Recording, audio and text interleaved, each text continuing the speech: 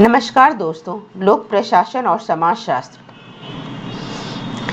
एक ऐसा विषय है जिसमें हर कंपटीशन एग्जाम में सवाल पूछे ही जाते हैं। वह है मैक्स वेबर की नौकरशाही सिद्धांत।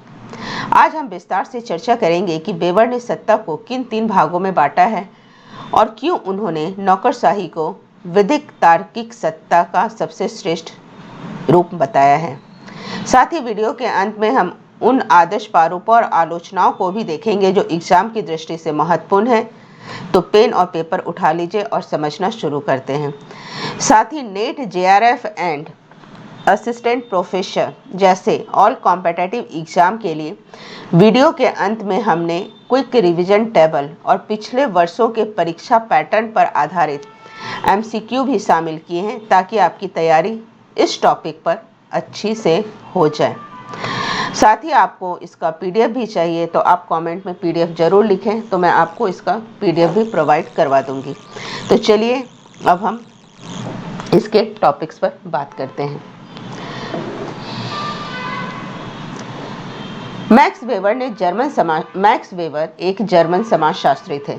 इन्होंने विविध तार्किक सत्ता, लीगल नेशनल अथॉरिटी का सबसे विकसित रूप माना है। इनके अनुसार बड़े संगठनों को कुशलतापूर्वक चलाने के लिए नौकरशाही सबसे श्रेष्ठ तरीका है। सत्ता को इन्होंने 3 भागों में डिवाइड किया था। कौन कौन से भाग में, इसको हम अच्छे से समझेंगे। मैक्स वेबर ने बताया है कि समाज में वर्चस्व और सत्ता 3 तरह की होती है। पहला है पारंपरिक सत्ता, दूसरा करस्माई सत्ता और तीसरा है आपका विधिक तार्किक सत्ता, लीगल रेशनल अथॉरिटी। चलिए इन तीनों को समझते हैं स्टेप बाय स्टेप। पहला है पारंपरिक सत्ता, जो रीति रिवाजों और परंपराओं पर आधारित हो, जैसे राजा का शासन। यह सत्ता कल जैसा था वैसा आज भी वैसा ही रहेगा के सिद्धांत पर काम करता है। यहाँ आज्ञा इसलिए मानी जाती है क्योंकि सदियों से ऐसा होता आ रहा है। इसमें योग्यता मायने नहीं रखती है, बल्कि जन्म या परंपरा मायने रखती है। शासन करने वाले स्वामी को लॉर्ड माना जाता है। उदाहरण से इसको और अच्छे से समझते हैं। ब्रिटेन का राजघराना किंग चार्ल्स III के पास सत्ता इसलिए है क्योंकि वह उस वंश के वारिस हैं। खाप पंचायत या कबीले के मुखिया गांव के बुजुर्ग की बात इसलिए मानी जाती है क्योंकि परंपरा कहती है कि बड़ों का फैसला आखिरी होता है। उसी प्रकार पितृसत्ता, परिवार में सबसे बड़े पुरुष की आज्ञा मानना एक पारंपरिक सत्ता का रूप है। चलिए नेक्स्ट हम नीचे आ जाते हैं और दूसरे स्टेप पर देखते हैं करिश्माई सत्ता, जो किसी व्यक्ति के असाधारण व्यक्तित्व पर आधारित है, जैसे कि महात्मा गांधी। इसको अच्छे से समझते हैं। यह पद किसी परंपरा पर नहीं बल्कि व्यक्ति के जादुई या असाधारण व्यक्तित्व पर टिकी होती है। लोग उस व्यक्ति के प्रति इतने समर्पित होते हैं कि वे इनके लिए नियम भी तोड़ सकते हैं। गहरा अर्थ क्या है इसमें? यह सत्ता अस्थायी होती है। जब तक नेता का जादू कायम है तब तक सत्ता है। अगर नेता असफल होने लगे तो लोग उसकी बात मानना बंद कर देते हैं। उदाहरण से इसको हम समझते हैं। महात्मा गांधी, उनके पास कोई कानूनी पद नहीं था, लेकिन उनकी एक आवाज पर पूरा देश नमक कानून तोड़ने निकल पड़ा।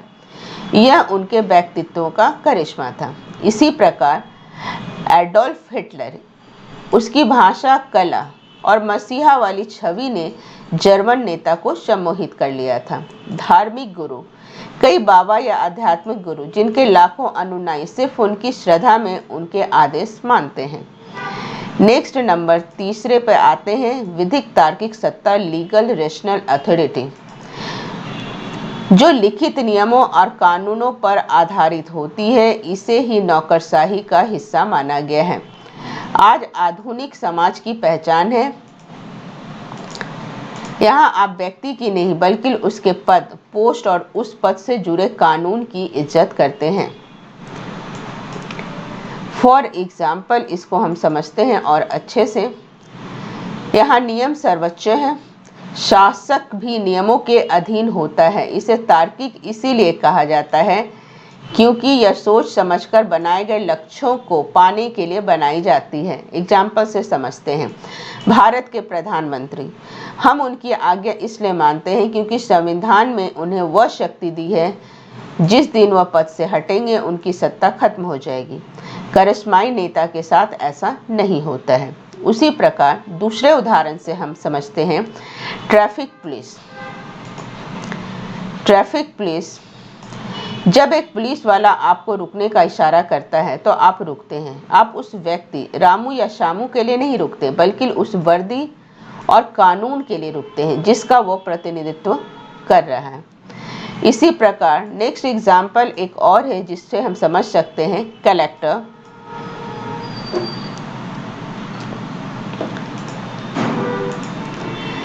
एक जिले में कलेक्टर की ताकत उसके निजी संबंधों से नहीं बल्कि सर्विस रूल और कानूनों से आती है। अब इसको हमने तुलनात्मक चार्ट के रूप में अच्छे से समझाया है, जो कि आपके नेट, जेआरएफ और कॉम्पिटिटिव एग्जाम में इससे क्वेश्चन पूछा जाता है। सत्ता का स्वरूप क्या हो गया? 3 प्रकार हो गए, पारंपरिक, करिश्माई और विधिक रूप। कौन से 3 हो गए? ये 3 हो गए। आधार क्या रहता है इनका? विरासत, रीति रिवाज, असाधारण व्यक्तित्व, कानून और संविधान। आज्ञा पालन का कारण क्या होता है? यह हमेशा से ही होता है। नेता महान है, नियम ऐसा कहता है। उदाहरण के लिए पारंपरिक रूप से उदाहरण में आ जाते हैं राजा, काबिल और प्रमुख। करिश्माई में नेता और गांधी और नेपोलियन। और विधिक कानून में नौकरशाही एंड पीएम और जज। आगे इसको हम समझते हैं।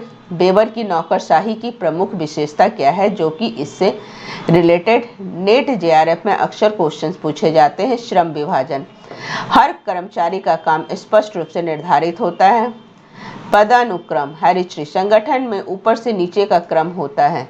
हर अधीनस्थ अपने वरिष्ठ के प्रति जवाबदेह होता है। लिखित नियम, सारा काम व्यक्तिगत इच्छा से नहीं बल्कि लिखित नियम और फाइलों के आधार पर होता है। अवैयक्तिकता,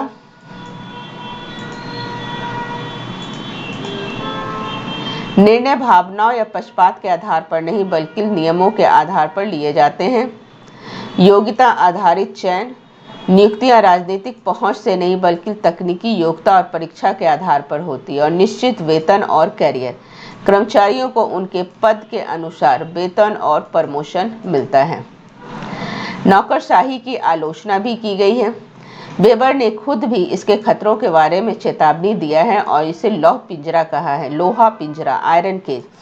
वेबर ने कहा है कि अत्यधिक नियम इंसान को एक यांत्रिक मशीन बना देते हैं, जिससे इसकी स्वतंत्रता और रचनात्मकता खत्म हो जाती है। इसे लाल फीताशाही भी कहा है। नियमों के अत्यधिक पालन करने में देरी होती है, इसीलिए नौकरशाही को लाल फीताशाही कहा गया है। शक्ति का संकेंद्रण, नौकरशाह इतने शक्तिशाली हो जाते हैं कि ये लोकतंत्र के लिए भी चुनौती बन जाते हैं। अब हम नेट और जेआरएफ में जो पूछे जाते हैं, यहाँ पर इस तरह के क्वेश्चंस रहते हैं कि मॉडल का नाम क्या है, यानी नौकरशाही में आदर्श प्रारूप में क्या रहता है। 3 सत्ता की बात की है इन्होंने। आइडियल पारिक, आधार क्या है, तो विधिक तार्किक सत्ता। दृष्टिकोण इन्होंने कौन सा लिया है, तो स्ट्रक्चरल फंक्शनल दृष्टिकोण है इनका। और इस नियम में प्रसिद्ध युक्ति है नौकरशाही एक लौह पिंजरा है। खास बात यह है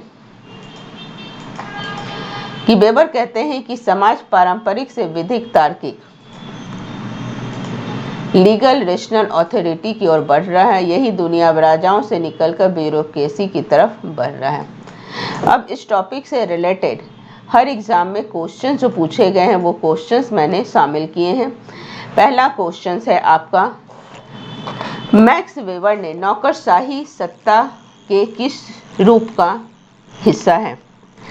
नौकरशाही सत्ता किस रूप का हिस्सा है? ऑप्शन आपके हो जाते हैं करिश्माई सत्ता, विधिक सत्ता, विधिक और तार्किक सत्ता, पारंपरिक सत्ता, उपरोक्त में से कोई भी नहीं। तो अभी हमने ऊपर में पढ़ा था कि ब्यूरोक्रेसी किससे रिलेटेड है, विधिक तार्किक सत्ता, लीगल रेशनल अथॉरिटी। चलिए नेक्स्ट क्वेश्चंस पे हम आ जाते हैं। वेबर ने नौकरशाही के किस शब्द का प्रयोग किया था जो आधुनिक मनुष्य की स्वतंत्रता को सीमित करता है? गोल्डन केज, लोह पिंजरा, कागजी किला या प्रशासनिक तंत्र। अगर आपने इस सिद्धांत को अच्छे से समझा है तो आपको आंसर अच्छे से आ रहा होगा। इसका करेक्ट आंसर है लोह पिंजरा, आयरन केज। चलिए नेक्स्ट क्वेश्चन मेरे साथ साथ आप भी सॉल्व करते जाइए वीडियो को पॉज करके और अपने ज्ञान को चेक कीजिए कि आपको कितना इस सिद्धांत समझ में आया है।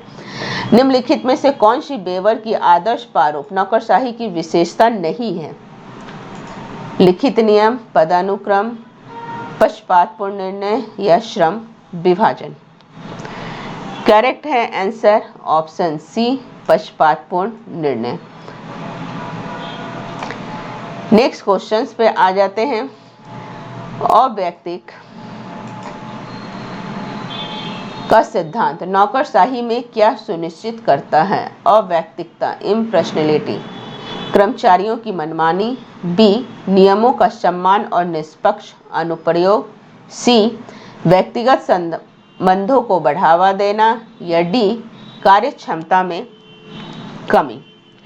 करेक्ट आंसर हो जाता है यहाँ पर ऑप्शन बी, नियमों का समान और निष्पक्ष अनुप्रयोग। नेक्स्ट क्वेश्चन नंबर 5, बेवर के अनुसार नौकरशाही में पदोन्नति के आधार क्या होने चाहिए? राजनीतिक संबंध, केवल वरिष्ठता, योग्यता और तकनीकी क्षमता या सामाजिक स्थिति। करेक्ट आंसर है योग्यता और तकनीकी क्षमता, मेरिट एंड टेक्निकल कॉम्पिटेंस। तो ये थे नौकरशाही से रिलेटेड। तो दोस्तों आज हमने मैक्स वेबर के नौकरशाही सिद्धांत को गहराई से समझा और हमने देखा कि कैसे दुनिया पारंपरिक और अकस्माई सत्य से निकलकर लीगल रेशनल की ओर बढ़ रही है। वेबर ने इसे लॉ केज कहा था क्योंकि यहाँ नियम इतने सख्त हो जाते हैं कि व्यक्ति की स्वतंत्रता और रचनात्मकता कम हो जाती है। पर याद रखिए कि बड़े संगठनों को कुशलतापूर्वक चलाने के लिए वेबर इसे आज भी श्रेष्ठ तरीका मानते हैं। उम्मीद है नौकरशाही की ये विशेषता जैसे श्रम विभाजन, पदानुक्रम और व्यक्तिगता अब आपको हमेशा याद रहेगी। परीक्षा के लिए इससे रिलेटेड MCQ भी मैंने आपको बताए हैं। तो आई होप ये वीडियो आपको अच्छा लगा हो। तो परीक्षाओं के लिए बहुत बहुत धन्यवाद और आज के लिए इतना ही। प्लीज़ हमारे चैनल को लाइक कीजिए, सब्सक्राइब कीजिए एंड शेयर कीजिए और कमेंट में अवश्य बताएं कि आप कौन से टॉपिक्स पर वीडियो चाहते हैं। Thank you.